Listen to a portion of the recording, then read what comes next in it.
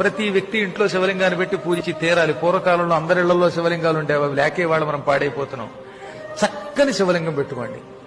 కిం బహూక్తేన మునయః స్త్రీణామపి తథాన్యతః అధికారోస్తి సర్వేషాం శివలింగార్చనే ద్విజాః. ఎందుకిన్ని మాటలు?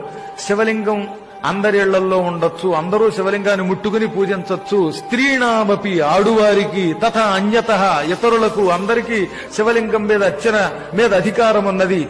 మీ ఇళ్లలో అధికారం ఉంది గనక శివలింగం పెట్టుకు పూజించండి. శివలింగం ఇంట్లో ఉండకూడదని ఎవడన్నా చెబితే వాడిని శవంతో సమానంగా చూసి అవతల గెంటేయండి అని నందీశ్వరుడు శివపురాణంలో ఋషులకి చెప్పాడు. ఈ శ్లోకం శివపురాణంలోది.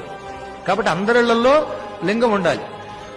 ఇళ్లలో ఉండి తీరాలి తప్ప ఆ గుళ్ళోకి వెళ్లి మనం ముట్టుకోవడానికి దానికి నియమాలు ఉంటాయి. అక్కడ అర్చకులే పెడతారు. కానీ నీ ఇంట్లో నువ్వు లింగం పెట్టుకుని పూజించవచ్చు.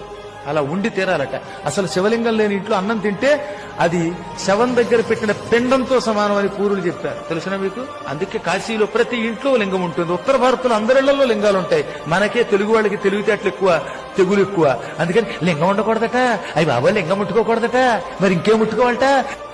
శుభ్రంగా ఇంట్లో లింగం పెట్టుకోండి. ప్రతి వ్యక్తి ఇంట్లో శివలింగాన్ని పెట్టి పూజించి తీరాలి.